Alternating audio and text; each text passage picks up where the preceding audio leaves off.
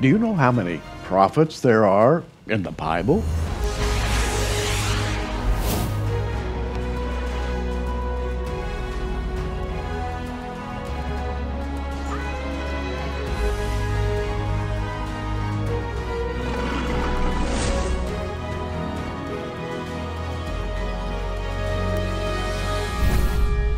Well, I have someone with me today who knows how many prophets there are in the Bible. Danny Ben-Gigi, our guest, is an expert in Hebrew, and we're going to talk about the Hebrew prophets among many, many other things. Danny Ben-Gigi, welcome to Prophecy Watchers.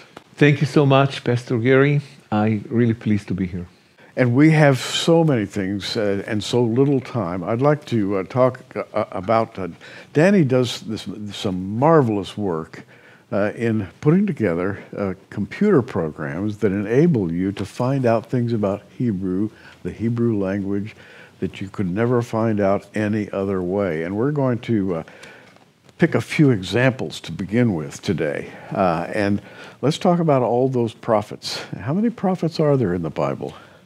Well, there are 65. We put them in the prophetic lexicon here. Mm-hmm. And we kind of try to research, but they are dispersed throughout the Bible.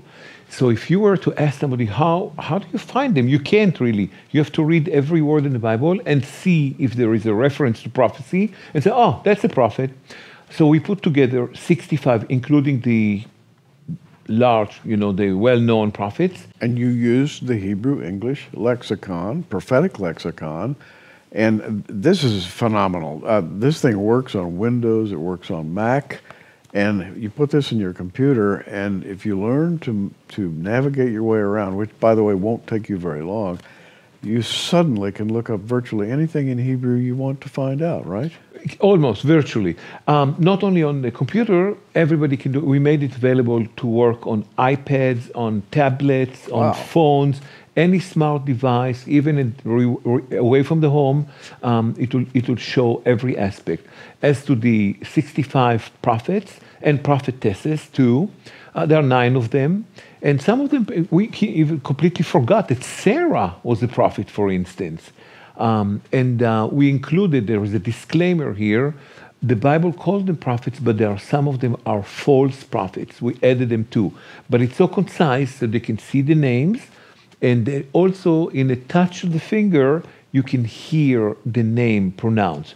So you have a narrator on this thing. Yes, it's narrated. Everything is narrated. You don't have to know how to pronounce something because it's already pronounced for you. No. And furthermore, on the same page, when you see the prophet, you just click on the name, and you'll see where it's coming from in the Bible and what is the reference and the context of that prophet. Wow. So we kind of brought them out of the, the depth, vast expanse of the Bible. People can focus now on those. But this is only one aspect of this program. Now, in our recent Prophecy Watchers convention, when we all got together, we had many, many speakers. You were one of them. Thank you for inviting me. In fact, I think you're one of the highlights of the Prophecy Conference. A lot of people came to hear you talk.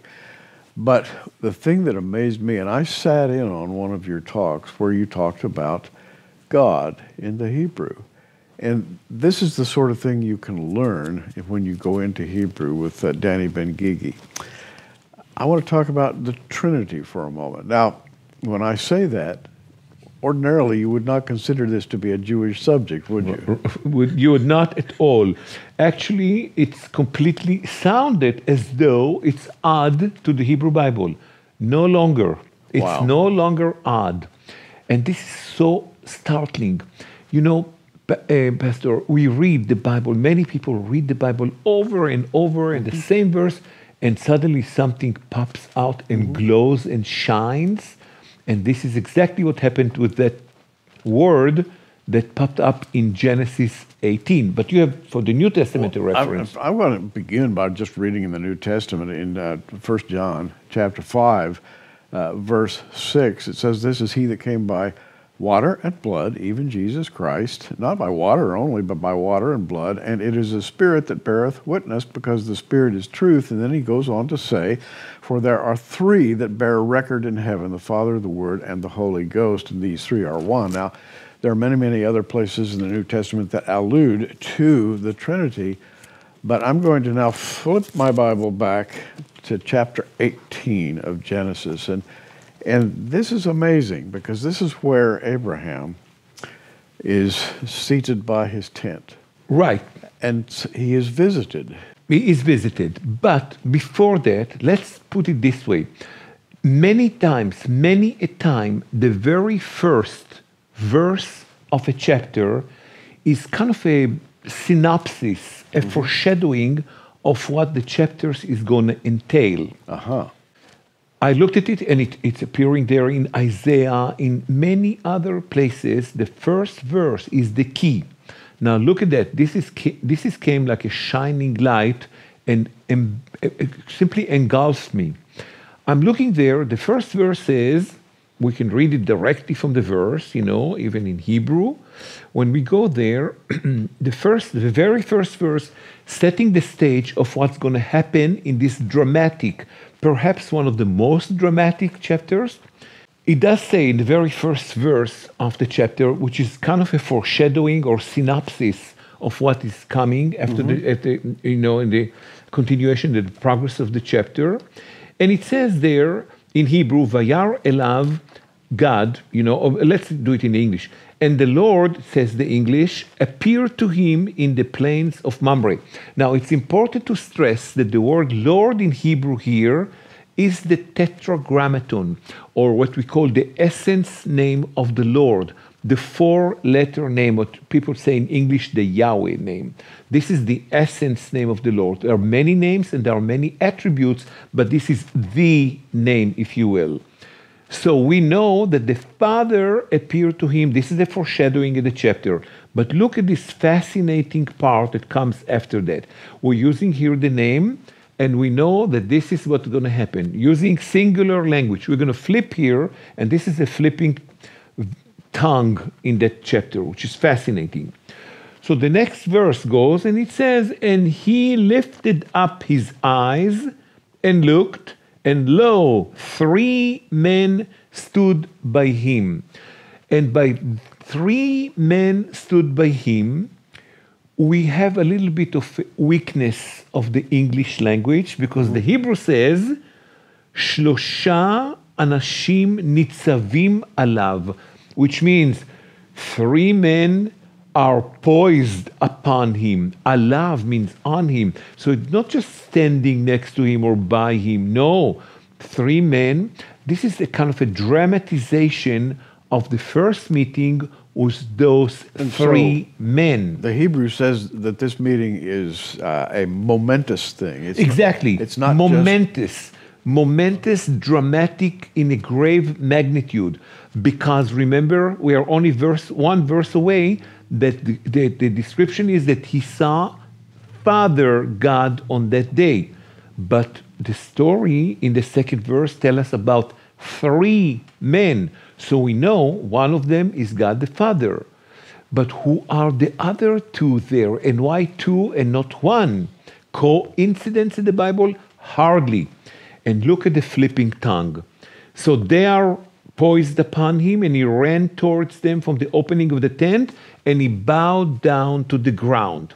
Now the shock comes in the next sentence. Okay. We are taught in the Hebrew culture that the name that I'm sure that many people heard, the Adonai, is a singular name, right? Adonai. And we look at the English. The English says, and said, Abraham, my Lord, singular, my Lord. But he's talking to three men here. He says in English, my Lord, if I found favor in your sight.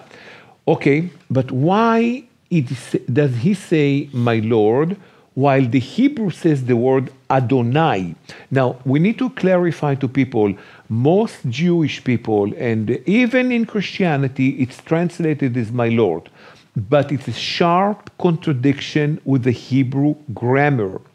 every time a word, a possession, you can say, for instance, hand is yad, my hand will be yadi. Everything that comes in singular ends with the sound E. Yadi, ozni, na'ali, sifri, you hear the E throughout. That's for a singular, my. But for a plural, my, every single noun that come in plural, names and so on, when you say the ending with the sound I. I want to show you quickly here, if I may, a little chart that shows all the possessions in Hebrew, and it's right here. If you allow me, let me go there and I'll show it right now. Here it is. Look at this chart here. This is a chart at the green side is just the pronouns, I, you, he, and so on. And I took the two words in Hebrew, Adon, which means the Lord, and this is the name used in the New Testament for Jesus alone, Adon.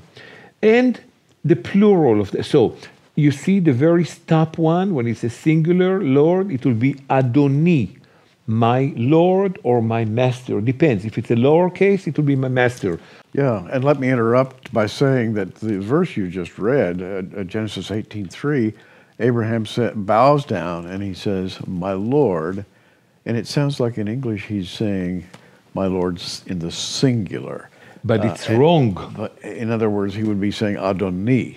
Exactly right, But that's not what he said. That's not what he says. And, well, they said that there is no Jewish apologetics where there is. He does say them, but look, the flip of the tongue. The beginning of the sentence, he says, Adonai, meaning my lords. And he is talking, reminding everybody to three. So it's a plural. But he continues at the same breath, at the same sentence. He said, if I found favor in your eye, and the flip of the tongue goes to singular. So he says, lords, if I find favor in your eye, he is talking to one. Please do not pass from over your servant. Now look what happens. It's in the same sentence, verse number 4.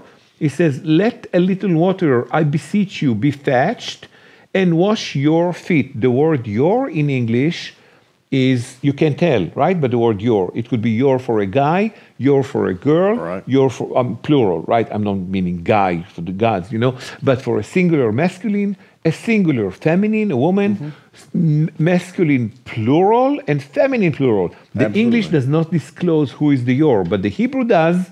He speaks to plural. Let's take some water, and you, plural masculine, wash your feet, and you, plural masculine, lean under the tree. So he's using perfectly language of speaking to three, and we know he met the Lord among the three. And obviously, he bows down. He does. He's not bowing. He knows he's not bowing to a human being. He's obviously impressed by this. And when he bows, he says, my Lord, plural. You would never say that to just one person. No, and not Adonai. Without a doubt, you don't talk. But he still sees in front of him three men. And the key here is the three. And one of them we know he's the Father because the sentence, the whole chapter starts with the foreshadowing that he met the Creator that day along with two, and he does call them Lord. So tell me, Pastor, any kind of better explanation that who did he see there and he calls them my lords? And if you had a little time to go through Danny's Hebrew English prophetic lexicon and spend a little time studying with his guidance, these are the kind of insights that you'll come up with time and time again. And I have to say at this moment, though, who knows, whoever thinks of this sort of thing, that the plural Godhead is so often seen in the Old Testament. It's it's the way that people are taught. So why Christianity did not pick up on this issue? Because when the Old Testament was canonized, much before there was a New Testament, they already, somewhere there along the line, did not feel comfortable with calling lords to the three, and who are the three? So instead of dealing with that, they just decided arbitrarily, somehow, I don't know who, but the people did, not God, and they suddenly take a word that is in plural, that does say my lords, and explain to everybody and make a new axiom, oh, that just means my lord. But because it was done much before the Hebrew Bible was canonized into the New Testament as the Old Testament, right, as the Bible, then Christians could not even suspect anything of that, and they took it without looking at the foreshadowing or the presenting first time of a strongest substantiation of three rather than one. This is really earth-shattering, if you may. And Pastor, you would say, well, if it's a one occurrence, we may say, well, it's a coincidence. I love this word. It's nothing is coincidental. But if that happened only once, suffice we say maybe kind of wrong. But look, even the major word that everybody knows, I think Christians and Jews, is Elohim. Yes. And with the im sound the at the end. im sound. Pastor Gary, you know the Hebrew, and it helps you in your great work of teaching that you do yourself, but many people do not know the Hebrew, and we urge them, don't become a professor or I don't know what, but get the basics. And the word Elohim, all the ending, as you just said, all the ending of im is plural masculine again. So here is a second time that we can see that the Lord, not simply, we cannot concentrate on the oneness, just oneness, and completely ignore the plural manifestation of divinity. Wow. Now, we have given you one very, very small example of what you can find in the Hebrew English prophetic lexicon. And there's much, much more in there. These kinds of insights will give you so much more understanding of Scripture than you could get any other way. And in the process, you'll be learning to speak Hebrew, right? Right. Can we give one more example, Pastor? Sure. Here is the key word in prophetic language, in English. Everybody uses the word burden. The burden of Damascus, and the burden of this, and the burden of Micah, and so on. And I was bothered deeply by the word burden. I said, what burden? Why is it a burden? Well, the explanation for that is this. One explanation is that prophecy of the major prophets, they are talking about very devastating future. And because it's so harsh and dramatic, they use the word burden because it kind of was difficult to the prophet to speak about that. That's explanation number one that is common, right, Pastor? The other one was the word burden is used in prophecy is because they speak about something so serious that it is kind of a burden itself of dramatic, of catastrophic event. But now look at the word, and the word in Hebrew is masa. Masa, it could be a burden. And what happened here in the translation of the Bible, they took a correct word, which is, it is indeed a burden. When it is related to a cargo one needs to carry from a place to place, then it's a burden. But it's not correct when we talk about the prophets, what they do, because the word masa coming from the word nasa, which means to lift up. And the prophet, just like a prayer, by the way, you cannot say the name of God in Hebrew. The word say does not live along with the name of God, for instance. So what we say, no say, we are lifting up the name of God. Likewise, Pastor, with a prayer, you don't say a prayer in Hebrew, you are lifting up a prayer in Hebrew. So the prophets are used some kind of a broadcasting. So lifting up would be what's intended there, rather than carrying a big weighty burden on your back. Actually, the subject of lifting up. So this is what is lifted up.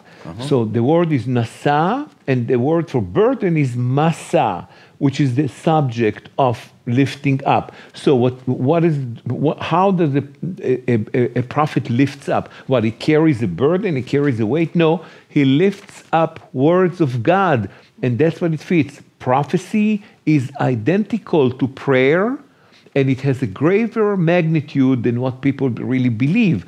So it equates with saying the name of the Lord, and likewise with the prayer. So the word of the prophet is lifted up, and that's why the word is masa, very similar to the word nasa, which means to lift up when you talk divinity. And it substantiates the truthfulness and the strength of the word of the prophet. Wow. Danny Ben-Gigi, professor of Hebrew. You actually have taught at the college level. You have written, you've developed computer programs of all sorts, and you have a burden, which is to bring the Hebrew language to people, right? Right. A desire, a burning desire. A burning desire. Right. And it's called the Hebrew English Prophetic Lexicon. And tell us quickly, and we don't have much time, how many tools do you have in this? Oh, pretty many. This is not the only thing. This actually includes the most important things or parts or aspects. We called it God's secrets that only Hebrew can reveal. We published the book, and there are 145 revelations that English Bibles have basically kept in the dark. So the book was published and many people use it. But for the new people that did not have it, or even those who do have it, we added the important ones that has a bearing on prophecy into the new prophetic lexicon. And they're all there, and they just will kind of provide a very strong substantiation to things that people hear about, but they don't see it, like this example we just did now. And you have pronunciation tools, you have dictionary Oh yeah, people tools. can hear it. You can Yeah, oh definitely. hear the word spoken. You pull up a particular verse, click on it. Those verses that are included. And more than that, we also added there are the crown jewels of the Hebrew tongue. People use them in English all the time, but there is a story behind them. Those are the Hebrew idioms. And they're major. Like for instance, you do a business deal in Israel, and you want to make sure the fine lines in Hebrew are called "For Rachel, your young daughter." So let's do a deal, and I don't trust, let's say, the person I'm sitting with, and say, I'm going to make a deal with you in Rachel, your young daughter, which means the story of, Jacob, Yes. right? So he cheated him. He worked for him for 7 years, and then when he came to marry Rachel, he gave him Leah. And he said, what is going on? I said, well, we give the older girl before. And then he cheated him second time. So the deal that we're doing is for Rachel, your young daughter. Don't get me no wrong what I mean here. And just an example of an idiom, So and that's It's a legal term, by the way, in Israel. It's a legal term. It in is. other words, you pay for it, you get what you pay for. And this is the fine print, right? I'm making a deal with the fine print. For Rachel, your young daughter. So you have access to these idioms. But this is one of 500 that we have there. Danny also has put together something else that in the last few minutes here, I want to talk about. This is something called the Keys to the Bible. And this is a powerful research tool. Tell us about it. The most powerful research tool in the history of the world. Kind of to say it in a very modest way. I did not put it together. No credit for me. It was done. This is the famous, the book was written after that, Dresden book and so on, the Bible Codes. Now, that Bible Codes never dies. So the basic idea of the Bible Codes, which is only one part of this program, is showing in the Bibles, without getting too technical here, there are layers in the Bible. So when you take the entire text of the Bible and you put it as a long string, stop it at some point and continue the string, it creates layer. But those layers have an amazing power to foreshadow and to actually show things in the future. Many times we are too late to find them out.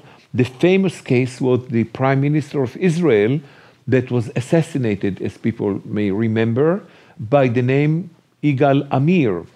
But when they found out, about 2 weeks before his assassination, in the Bible Code that was published in Israel originally, they brought it to the Prime Minister Rabin, who was a military man before, and he was very brave, and he did not. He said, that's nothing.